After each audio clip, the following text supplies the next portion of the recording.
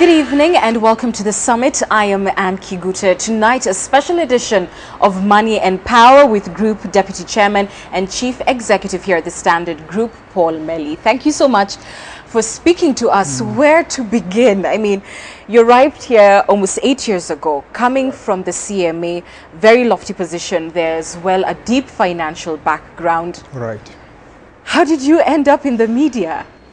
Thank you, and I'm happy to be at the summit. Nobody knows what fate has for them. But let me start briefly on my role at the CMA. At the CMA, I became a CEO at the age of 33, then young, energetic.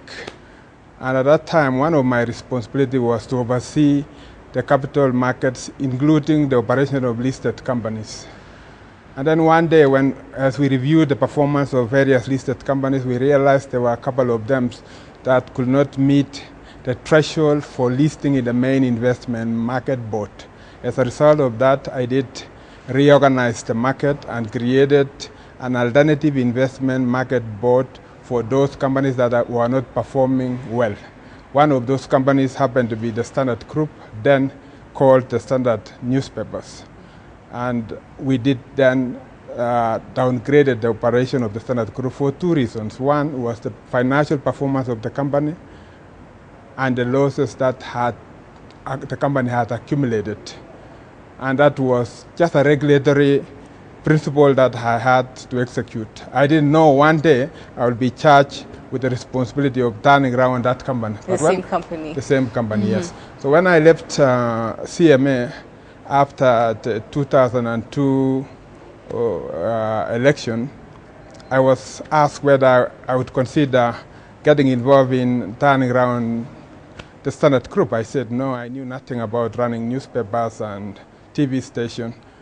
But I was asked to consider. After several days of persuasion, I did consider it as a challenge for two reasons. One was that I saw there was only one main media house in this country, the Nation Group, then, that was dominating the market.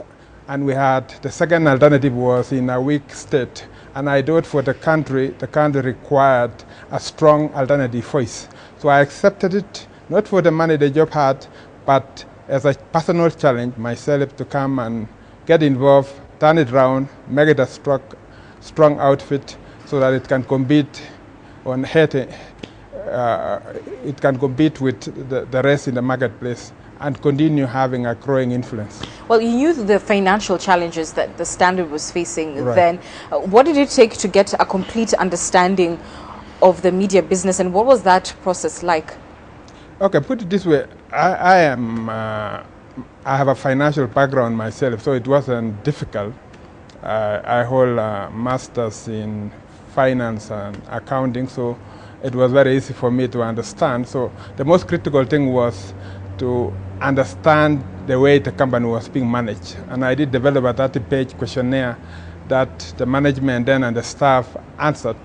And within a very short time of 3 months, I had understood the weak points and the areas of the opportunity of the business more than anybody else in the business. Then I started my plan to prepare what I can characterize as a strategic transformation and turnaround plan that has carried the company over the last several years. And one area that I did identify critically was to address the issue of crisis of confidence the company was facing in terms of both financial confidence and also, to some extent, editorial confidence in terms of confidence of the products the company was holding. And then I then developed a three-pronged approach which looked at the staffing of the company, the human resources of the company, the infrastructure of the company, including both TV infrastructure and printing infrastructure that required to be renewed. And then I did also look at the products and services and ensure that the products and the quality of the services that were being churned out by the business met the consumer expectation. And that is when we began the process of rethinking the newspaper, which was the main flagship paper media for the group, So we engaged in a comprehensive reading of the paper, came up with a new paper. Of course, we had acquired a new printing press, a significant printing press, a robust one and scalable one, as part of a 1.5 billion shilling investment plan that I had put in. But the most critical element then was to win the confidence of the bankers. And as I came from the financial world, I already had contact within the banking sector, and they were aware of my capacity and my commitment. And when I showed them the business plan, they embraced it and gave us the financial resources required that was not previously available, because the company had deteriorated to a level where the principal shareholders had to inject financial capital, significant resources to the business to sustain it. And no bank could then, at that point, was willing to lend the business. But I'm happy that when I came and we put a transformation plan together, the banks embraced it and they started funding us. After that process, we had then acquired a good printing press for the newspaper. In fact, the best printing resource for the newspaper in this part of the world. We engage in a process of rethinking the paper to make it consistent with international best practice, and the design of the standard newspaper, everybody can acknowledge in the marketplace now that it meets the best international practices. We then also look at the staffing of the institution and identify critical resources to inject new blood at all levels of management. And as you will know, in a media house, the only resource really you have are two resources, critical resources, I must add. It is the human capital resource at all levels, journalists that believe in the passion that you want, and as well as the confidence from the market and the consumers of the products. Let me pick it up there. Please. You've talked about confidence, and, Yes, and you please. had earlier mentioned that there was a crisis Correct. of confidence. Maybe you could elaborate on what that means. Yes, correct. First of all, one element that was a major threat when I saw it as I came was a perception that the editorial independence of the group was not assured. And there were cases where headlines of the newspaper was being retracted, and there were cases where there was a perceived capture of the group by vested interests. And we needed to reassure the consumers that we were a change group, and the change process that I put in place was to build the confidence with the consumers, to ensure that the consumers appreciated that our journalists had the responsibility and the right to determine content, and the content in the newspaper and the content on TV was not determined elsewhere, but was determined by the journalists, and that to minimize any influence by any vested interest that have the intention of using the group for a vested agenda. And that we did by adopting an editorial policy that ring-fenced the editorial function from both internal interference and external interference. And that process immediately endeared us. We also started the process of positioning our products critically to ensure that it was a clear framework that everybody understood where the media stood. And we then started by looking at KTN. We positioned KTN as an authoritative channel that puts public interest first. And secondly, we look at the newspaper, and we position the newspaper as a bold newspaper that tells the cities. And we started building also multiple media platform in the process. And confidence really is, as you've said, everything in this business. Absolutely. And we've been very glad to have our viewers have that kind of confidence in us. And it's come from a very bold position in reporting with the Jicho Pevus, with the KTN Investigates and the like. And those types of stories many times have had us on the receiving end ourselves. And a lot of that happened during your tenure. Why don't you tell us about the more decisive moments in your leadership here at the Standard Group? Okay. Interesting. Actually, I have faced several multiple decisive, or what I can characterize as defining moments. Of course, the first one was the job itself. When I came in, the group was facing its first defining moment in terms of liquidity and the confidence of the operation. And then the second defining moment was because of our perceived authoritative and bold editorial action and defense of public interest that did not endear us, of course, to many, including the state, the government, and as well as other vested interests that have the idea of capturing media. And as a result of that, of course, you are aware that one infamous group, the Atur Prada Saka, that saw them invade this media house at wee hours of the morning, was the most, what I can characterize as the most indelible cause of infamy as far as the operation of the group or action of the state. And that was then the point that I, at a personal level, decided that it will not put us down, but would in fact energize us. And the first thing that I told my colleague when I came in the morning, early morning of the hour, was that no one will stop us. And I had an inspiration, I have said before, of my grandfather, who told me that you must be always like a river that must reach its destination, regardless of the obstacle. And that energized the team, and we had to confront it, and the public was with us. Tell us back, take us back to, you get the call. Yes. I suppose. Yes. And you're told that your media house has been raided. Just take us through moment by moment. What was going on in your mind? Interesting. First of all, I think it is instructive that this thing happened at close to 1 a.m., wee hours of the morning. I was asleep and I received this phone call from one of my staff saying, we think CCK is dismantling our infrastructure. And then moment later I received another phone call saying, no, from the look of things, this looks like a heavy hand of the system. And at that time, I woke up and said, well, it has everything to do with being silenced as a media. So I told my colleagues that, okay, we are all coming to the office, but everybody to take care.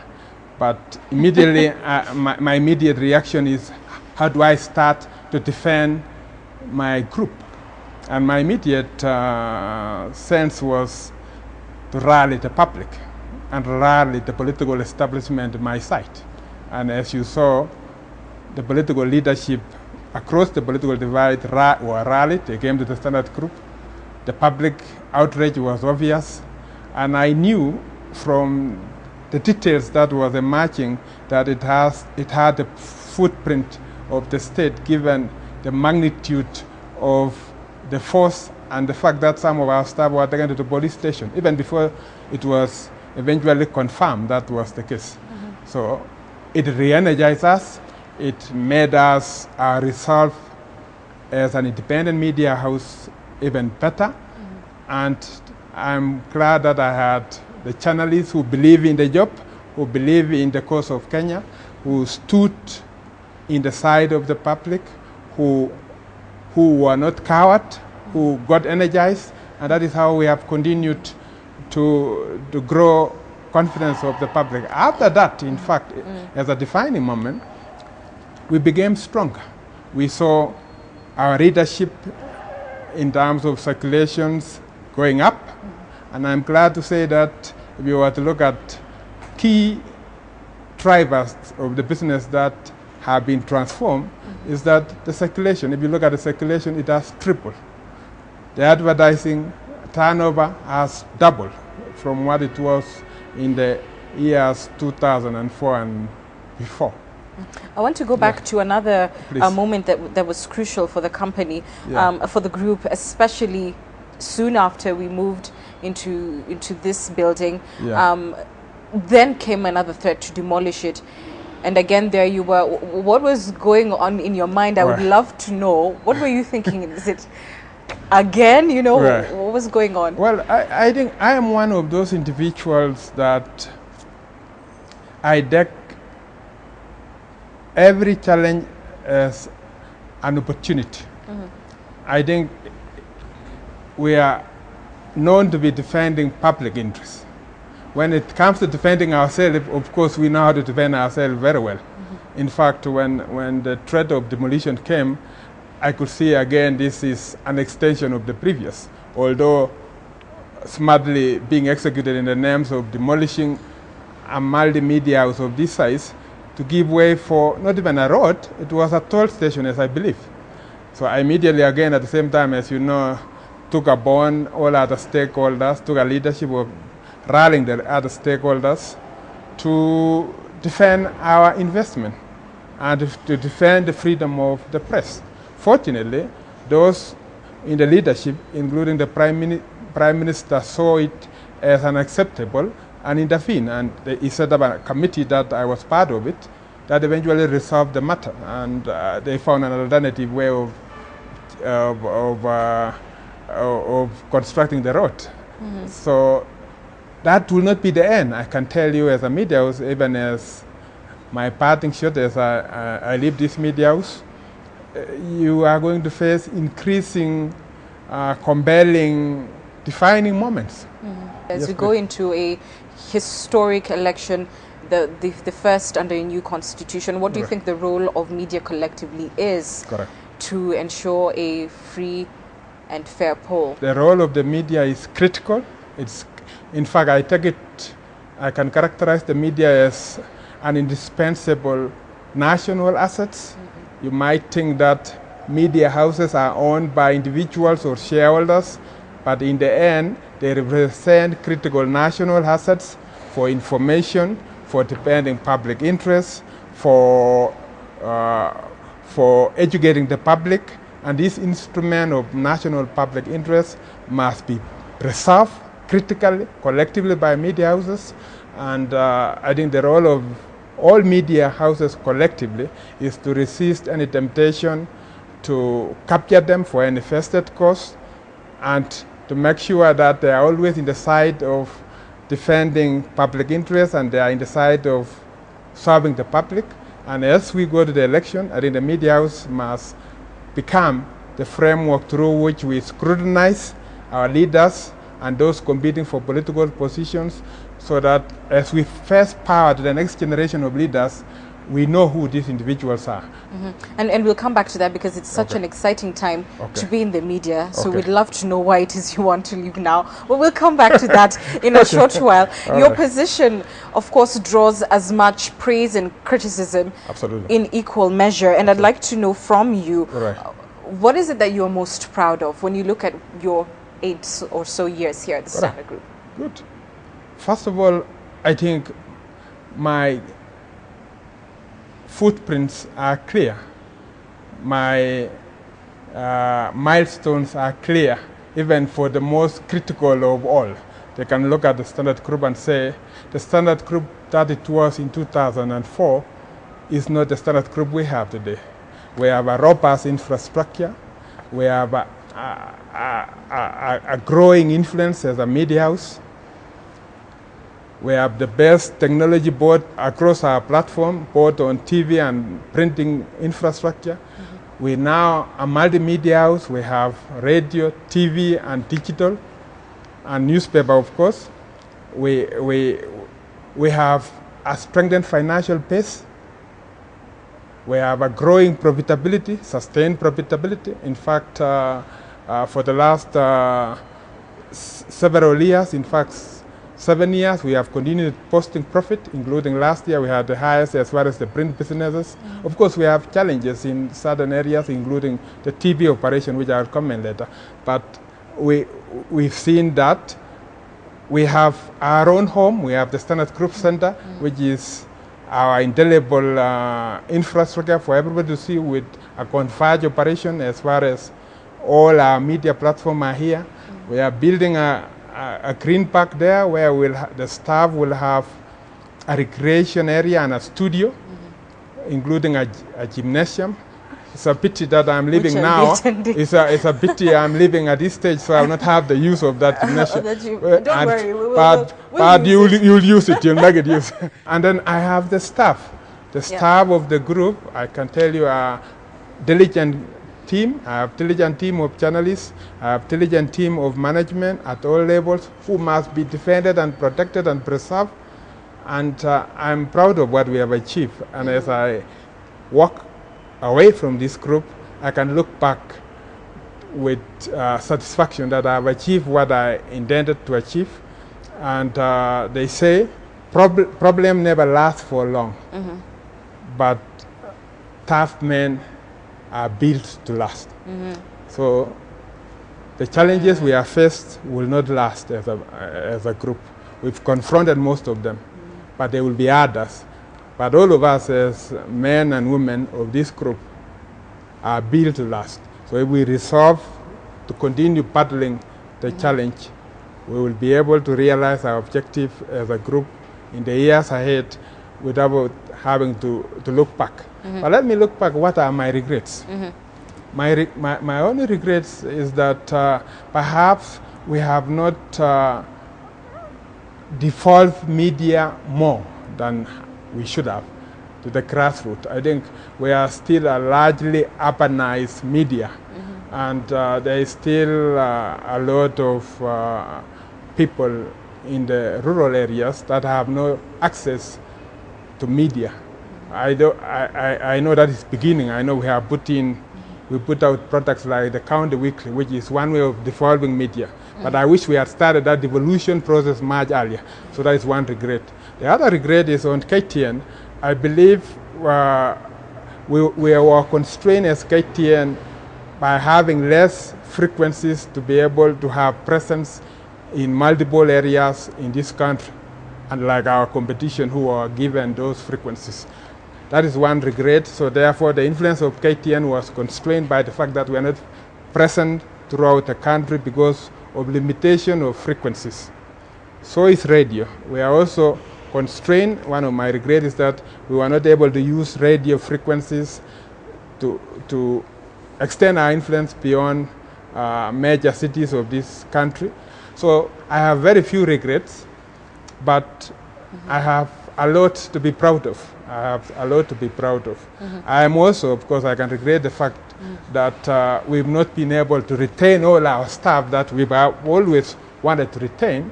But I wanted to say this is something that should be seen through the lenses of strength. I think we are the only media that can post that has a culture to develop resources for the entire industry.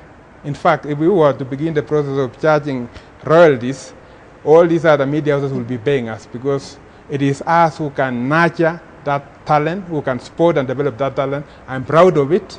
And they always say, if you want to charge the performance of an organization, you must see also the people that organization produces to the industry and for Kenya. As we wind up, yes, like I said earlier, it's an exciting time to be in the business. And, you know, they say once the media bug bites you, it doesn't let go. You know, once a journalist, always a journalist. Right. Why leave the media now? Interesting. And are you leaving it entirely, or is it just this role? Of course, put it this way, that I'm leaving at this time because I think I have been here for 8 years. And 8 years is a long time. If you work those number of hours, you will realize that my 8 years is like 12 years, if you were to extrapolate. So I think I have done what I was said to do here. And I think now is the moment for someone else to come and look at and consolidate and build a business from where I left. As of now, I have not made any decision on what I will do, except that for now I have a family that has missed a lot of quality time with me because of my many years of public service. I have personal businesses, including farming, that I want to engage, and it's exciting. I want to work in my farm and stretch.